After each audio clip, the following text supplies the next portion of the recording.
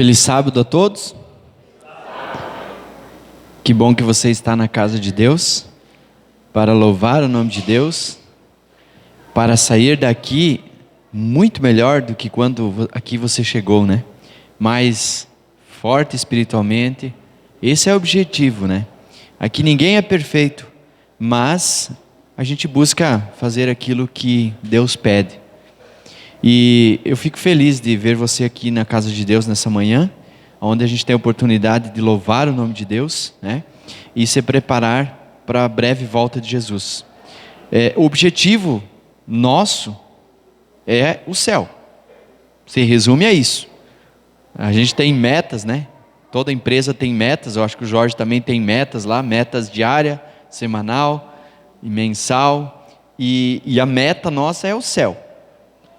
E para a gente conseguir ir ao céu, a gente faz um monte de coisas e deixa de fazer outras. Esse é o objetivo. Adventista significa advento. Então nada mais correto a gente nos preparar. E toda vez que a gente vem aqui, e eu principalmente, eu gosto de falar sobre a volta de Jesus. Agora, claro que para você, todos nós somos candidatos ao céu. E a gente sabe que nesse percurso até a volta de Cristo, algumas coisas acontecem. Infelizmente nós vivemos num mundo onde o pecado, ele prevalece. E infelizmente muitos têm caído nas ciladas do inimigo. E esse personagem que nós vamos estudar aqui, esse personagem bíblico, ele também caiu. Ele também cedeu às armadilhas do inimigo. Claro que o diabo não chega e mostra diretamente o que vai acontecer, mas com o passar do tempo a ruína é grande. Vamos à nossa Bíblia, livro de Romanos, o capítulo 12. Todo mundo tem Bíblia? Alguém precisa de uma Bíblia? Romanos, o capítulo 12.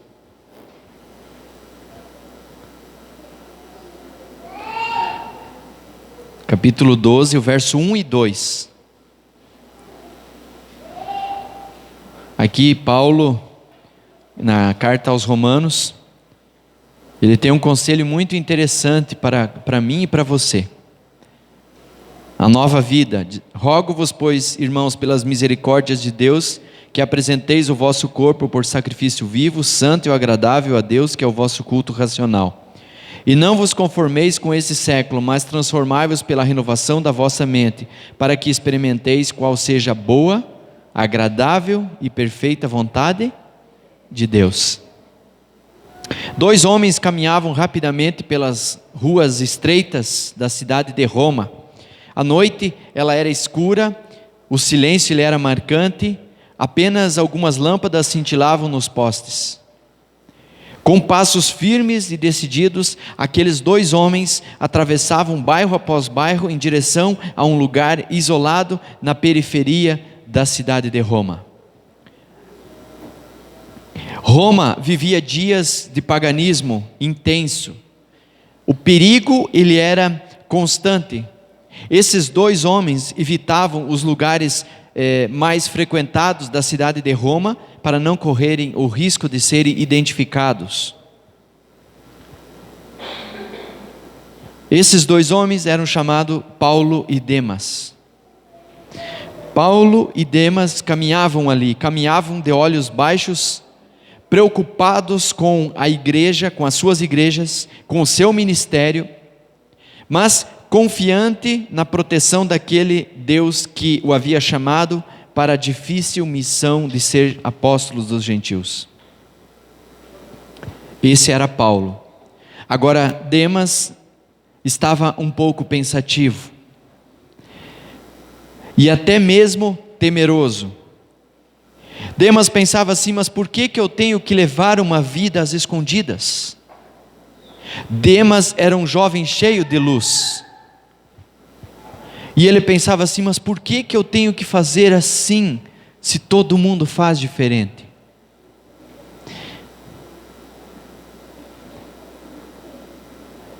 Demas se perguntava assim: qual será o fim de tudo isso? Por que que eu tenho que caminhar à noite e percorrer lugares abandonados da cidade e se esconder para não ser identificado? E Demas perguntava: será que valia a pena? Será que valia a pena ser ridicularizado pelos pagãos da época? Será que os obstáculos seriam superados? Ou será que eu acabaria numa daquelas celas, aquelas prisões romanas, úmidas? Ou Demas ainda pensava: ou será que no final de tudo isso eu não vou ser jogado para ser devorado pelas feras? O Coliseu, nessa época, aquele que ousava ser cristão, ele simplesmente era jogado para que fosse feito um espetáculo. Sim, eram colocados leões e outros animais aí famintos, e as pessoas eram devoradas ali naquela arena.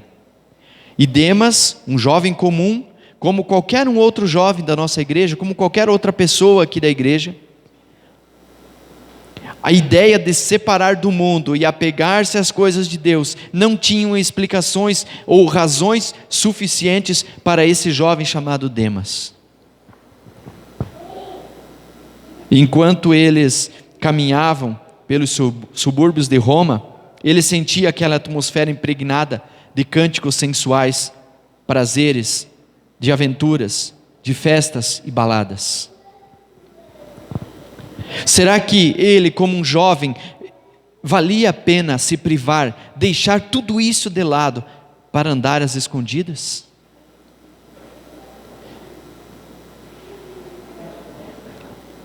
E a pergunta que mais atormentava ele: poxa, eu estou perdendo tudo isso para correr o risco de morrer, de perder a minha própria vida.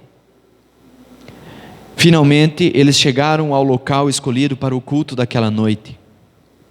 Muitos cristãos estavam ali, alegres e felizes para ouvir o que Paulo tinha para dizer naquela noite.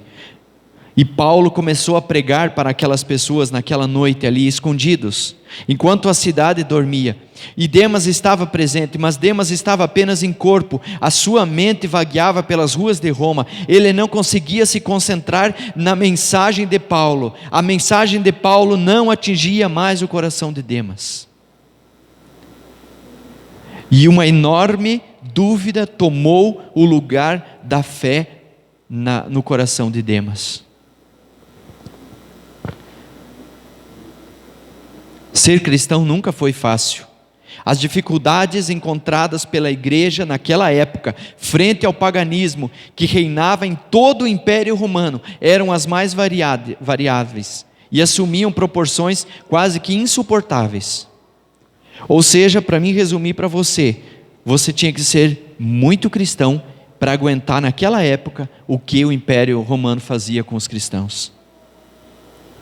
Você tinha que ter uma fé muito grande, alicerçada em Deus, para que você continuasse exercendo a sua fé e fazendo questão de dizer: eu sou um cristão.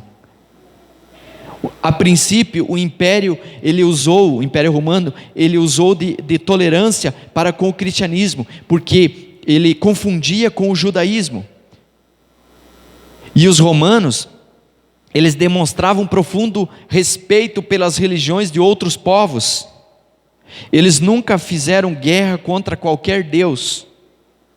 Mas não demorou muito, e as autoridades romanas perceberam que os cristãos não constituíam uma seita judaica, e por isso então eles passaram a ser considerados membros de uma nova religião, e então não era autorizada pelo Estado, então portanto era ilegal.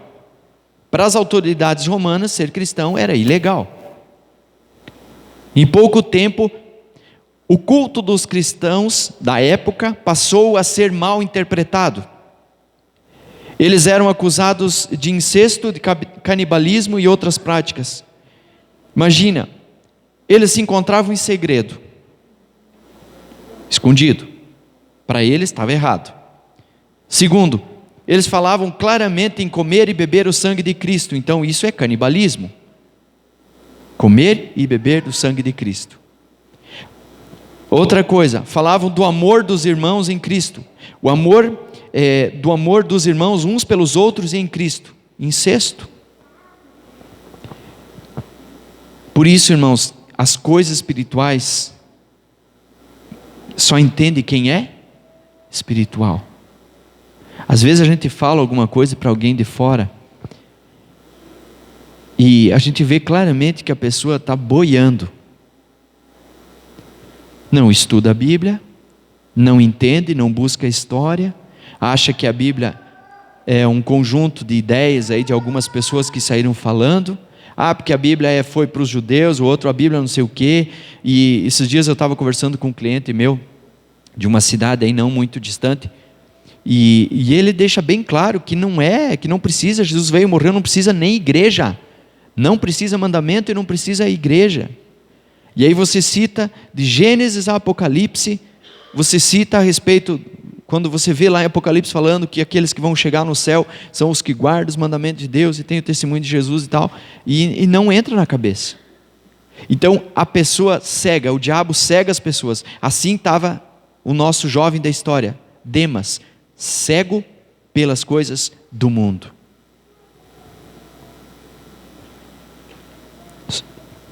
Existia um senhor,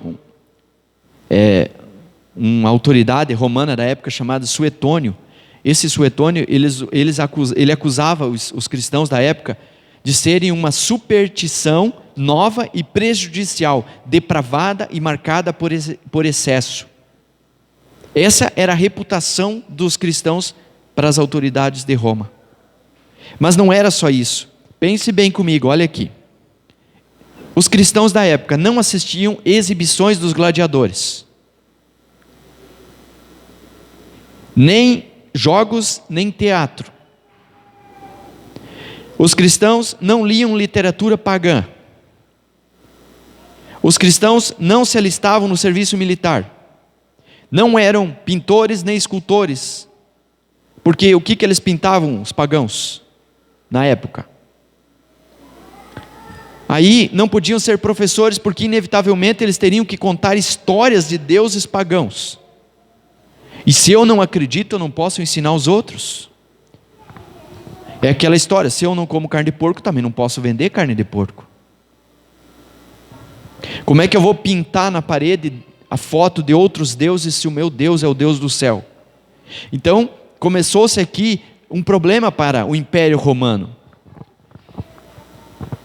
Porque nós adoramos a um Deus somente. Automaticamente, os cristãos da época eram tidos como irreverentes e desleais para com César, que era adorado como se fosse um Deus. O resultado não poderia ser outro senão uma grande perseguição. E começou então uma perseguição muito grande aos cristãos daquela época.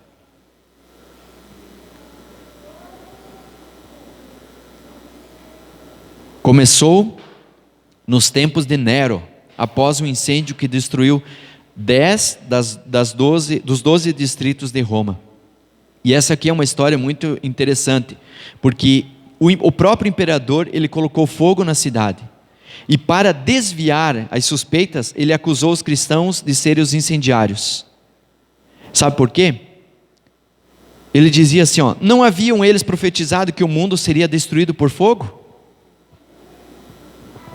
Então, foram eles mesmos que incendiaram Roma para fazer cumprir a sua profecia. E Nero, que era o imperador da época, valendo-se dessa acusação, dessa situação, ele passou a perseguir e torturar cruelmente os cristãos. E os crentes da época, eles eram vestidos de pele de animais para serem despedaçados pelas feras lá no Coliseu, ou eram queimados, eles eram colocados à noite em postes, amarrados em postes e queimado para servir de luz, de iluminar a cidade, e também para que as pessoas vissem o que estava acontecendo e não se tornassem cristãos. Pense bem, você ser amarrado, colocado num poste, colocado fogo, tochas humanas. Essa era a perseguição. E essa perseguição, ela espalhou-se por todo o império. Ser cristão, já na metade do primeiro século, significa namorar o martírio. E isso era demais para o nosso jovem Demas. O jovem que nós estamos estudando aí. O colega, o companheiro, sabe a dupla missionária de Paulo? Esse era Demas. E ali estava ele sentado, ouvindo mais uma bela mensagem de Paulo, mas no coração de Demas havia somente uma dúvida, somente descontentamento, o temor. Naquela noite, em seu sermão, o apóstolo Paulo falava exatamente sobre a necessidade do cristão se afastar do mundo, das coisas do mundo, e se converter íntegro perante Deus. Se conservar ali, por isso que nós lemos no capítulo 12, exatamente essa parte que Paulo estava pregando em Roma. Onde diz: rogai-vos, pois irmãos, pela misericórdia de Deus, que apresenteis o vosso corpo por sacrifício vivo, santo e agradável a Deus. E o verso 2 diz assim: e não vos conformeis com esse século, mas transformai-vos pela renovação da vossa mente, para que experimentais qual seja a boa, agradável e perfeita vontade de Deus. Essa era a mensagem que Paulo estava falando, e Demas estava ali. Mas nada disso aqui fazia mais sentido para Demas. Ele não conseguia ver mais nenhuma vantagem em ser cristão.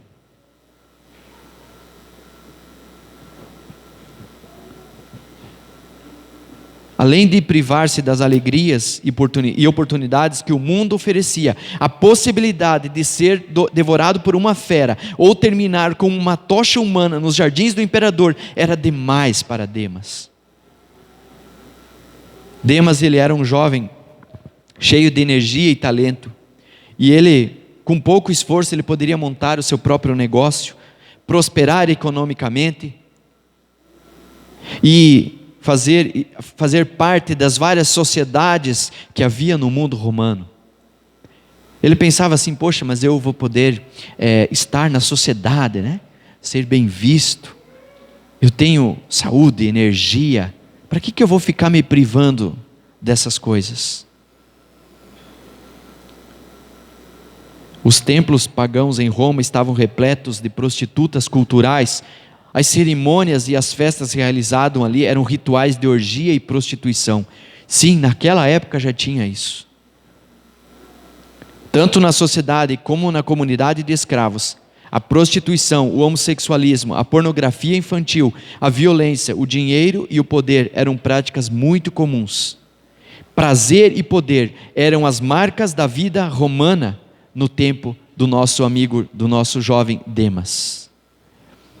E tudo isso representava um forte apelo para que Demas saísse do grupo dos cristãos.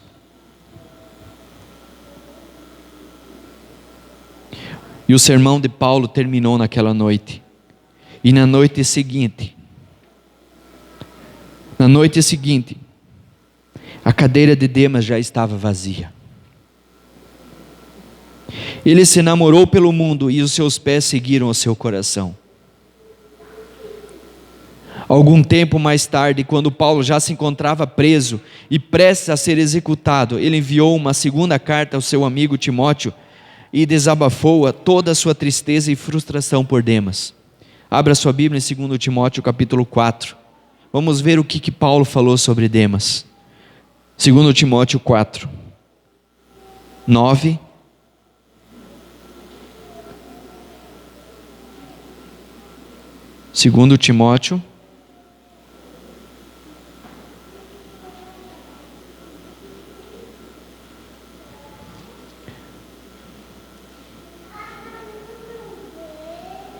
Segundo Timóteo, capítulo 4, o verso 9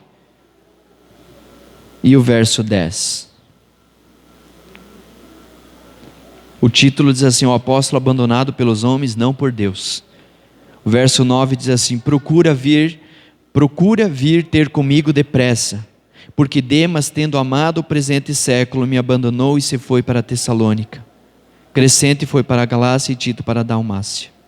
Olhe só, porque Demas, tendo amado o presente século, me abandonou e se foi para a Tessalônica.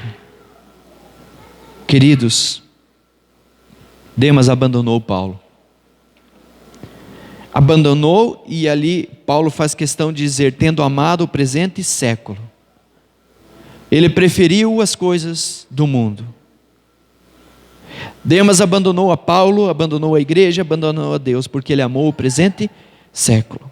Ele não havia cometido nenhum crime violento, irmãos, o qual deveria ser executado. Ele não pôs a mão nos cofres da igreja para que recebesse alguma punição. Ele não cometeu nenhum pecado vergonhoso, contrário aos padrões da sociedade daquela época. Mas o que levou Demas à ruína? O que levou Demas à ruína espiritual? Foi o amor ao presente século. Foi o amor ao mundo e às coisas do mundo. Infelizmente hoje, muitos estão seguindo o mesmo exemplo, amando o presente século, amando as coisas do mundo. Mas apesar do fracasso de Demas, Satanás não conseguiu fazer com que a igreja fracassasse. A perseguição que começou por Nero em Roma, logo se espalhou por todo o império e adquiriu proporções assombrosas. Mas a fé e o heroísmo dos cristãos acabaram brilhando com muito mais intensidade do que as chamas que os consumiam. Tertuliano, ele dizia que o sangue dos mártires era como uma semente, quanto mais pessoas morriam, mais se convertiam, e a igreja cresceu muito nos primeiros séculos. Apesar da perseguição, a igreja continuou a crescer. E a igreja dos primeiros séculos nunca rebaixou as suas normas e padrões. Muito pelo contrário, sempre exigiu deles uma moral elevada. E sempre insistiu numa vida cristã separada do mundo e isente do mundanismo. A igreja nunca baixou os seus padrões e normas. Algumas pessoas dizem que a igreja tem que se adaptar às coisas do mundo. Não é assim que funciona. Deus não muda, por que a igreja tem que mudar? Por que os padrões têm que mudar? Por que as doutrinas da igreja têm que mudar?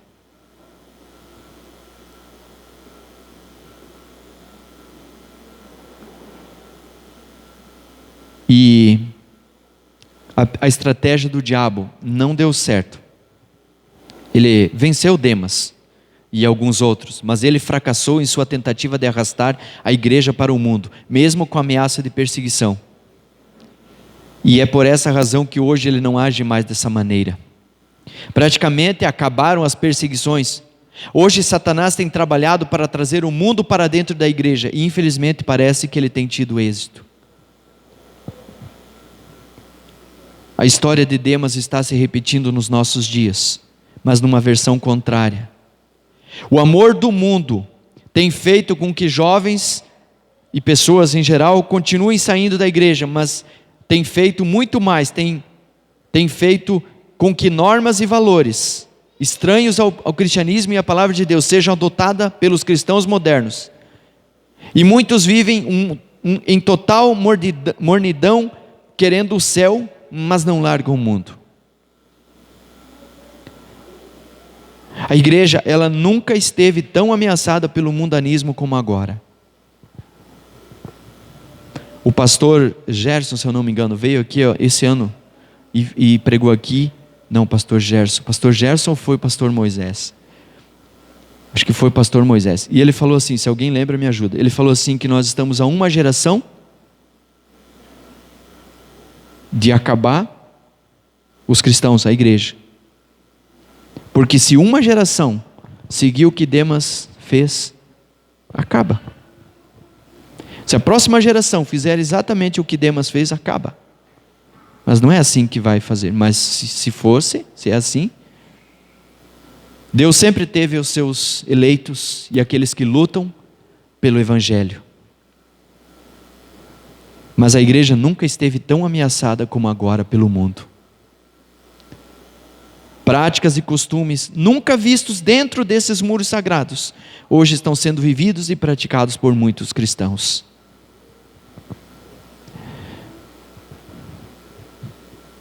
Satanás tem conseguido, irmãos, neutralizar a ação do Espírito Santo na vida de muitas pessoas.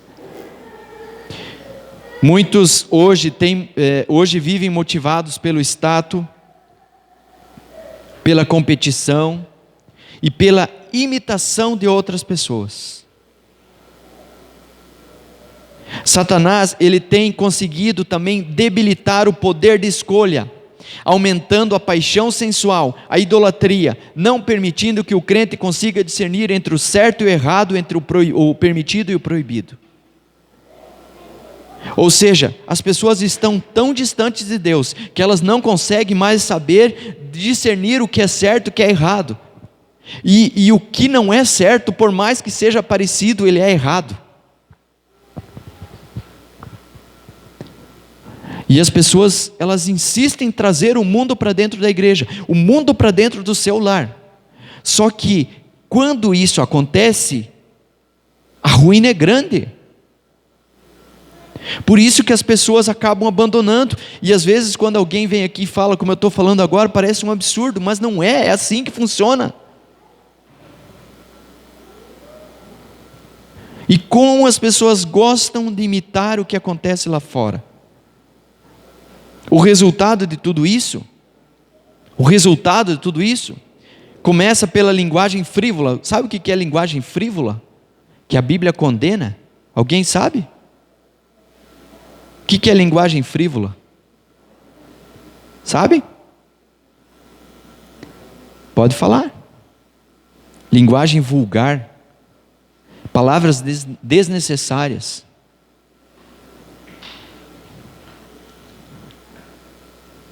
E essa linguagem frívola, muitas vezes, ela circula em nosso meio. Outra coisa, diversões baratas, música profana, a moda vulgar e indecente,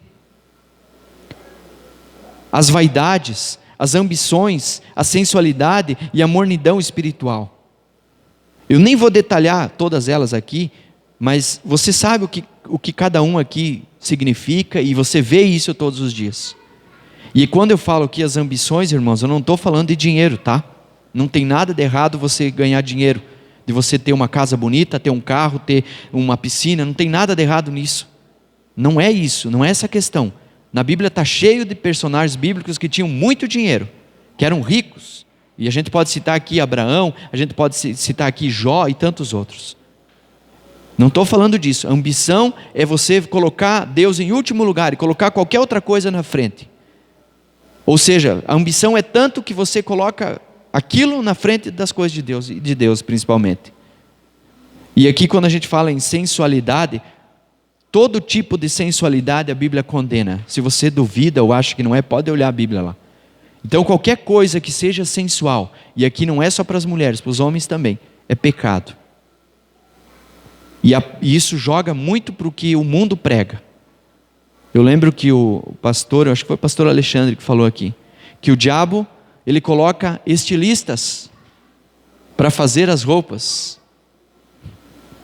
Ele coloca lá as pessoas que vão fazer a roupa, e aí os cristãos, aqueles que dizem, né, vão lá comprar as roupas, porque se Deus usa as pessoas, o diabo também usa. E algumas pessoas, mornidão espiritual, não tem culto familiar, e tem algumas pessoas ainda que existe a questão cultural, alguns dizem, mas é cultura, né? E outros dizem assim, mas é uma questão de gosto, né? A gente gosta. Muitas culturas profanas e secularizadas como a nossa, os gostos pervertidos e viciados pela ação do pecado, jamais deveriam ser o referencial cristão. Paulo disse assim, não vos conformeis com este século, mas tornai-vos pela renovação da mente, para que experimentais qual seja a boa, agradável e perfeita vontade de Deus.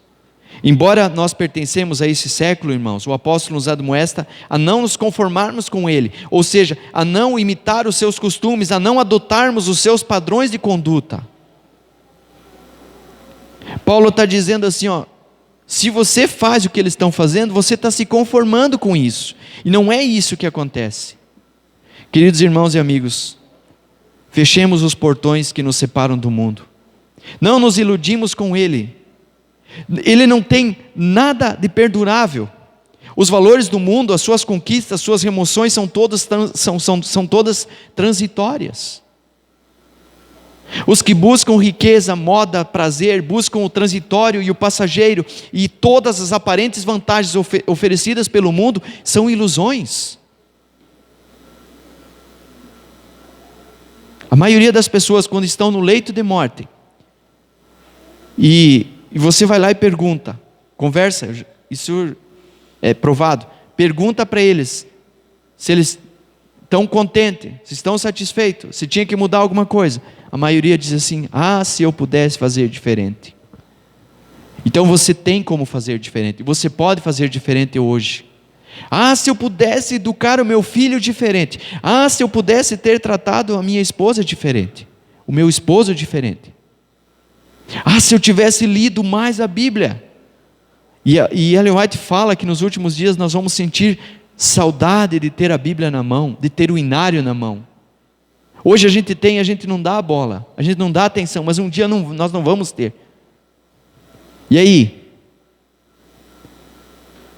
Não permitamos que o mundo nos atraia, e muito menos que ele se infiltre em nosso meio, maculando a nossa pureza e a pureza da nossa igreja. A única alegria verdadeira é alcançada quando o nosso coração é entregue à influência do Espírito Santo, e aí nós passamos a buscar as realidades eternas. A gente vai pensar nas coisas lá de cima, não nas coisas aqui de baixo. Enquanto a gente ficar pensando nas coisas aqui de baixo, a gente esquece das coisas lá de cima. E aqui tudo é passageiro. Tenha certeza disso. Você pode estar numa situação boa hoje, mas amanhã a gente não sabe. Amanhã a gente não sabe. Muitas pessoas já tiveram situações desagradáveis aqui. E é triste mesmo, porque o mundo ele dá muitas voltas. Hoje a gente pode falar uma coisa, eu posso estar falando aqui para vocês, amanhã não sei se eu estou aqui. E como é que está a minha vida? Como está a minha vida?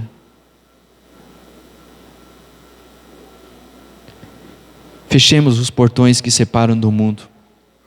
Não permitamos que a história de Demas se repita em nossa vida. Junto ao nome de Demas, lá no céu, existe uma observação banhada em lágrimas e feita pelo próprio Deus, que diz assim: porque Demas, tendo amado o presente século, me abandonou. Porque Demas, tendo amado o presente século, me abandonou. Esta é a inscrição que Deus vai escrever lá junto ao nome de Demas, onde deu todas as oportunidades para ele se salvar, mas ele preferiu amar o mundo e as coisas do mundo. E junto ao seu nome, qual é a observação que Deus vai fazer? Essa é a pergunta que eu faço. O que vai estar escrito ao lado do seu nome? O que Deus vai escrever lá no teu nome e no meu nome? O que você gostaria que Deus escrevesse ao lado do seu nome lá no céu? O que você tem feito para que seja escrito algo bom ao lado do seu nome? Eu não sei o que vai estar escrito ao lado do seu nome, e nem do meu, mas eu gostaria que estivesse escrito o que está escrito em Apocalipse 2, o verso 10, a última parte, que diz assim: foi fiel até a morte, dar-te-ei a coroa da vida. Foi fiel até a morte. Se Deus colocar isso perto do meu nome ou do seu nome, é sinal que você venceu. É sinal que você não amou o presente século. É sinal que você não amou as coisas desse mundo. Porque Bíblia deixa bem clara: aquele que ama o mundo, aquele que gosta das coisas do mundo, aquele que o mundo é a coisa principal que tem, ela se torna inimiga de Deus, das coisas de Deus. Agora, claro, o mundo não é fácil, mas Jesus disse: tende bom ânimo, eu venci o mundo. Que Deus possa te abençoar, que Deus te faça um vencedor, e que você realmente possa ser fiel até a morte, para que quando você chegar lá no céu, você possa receber a coroa da vida.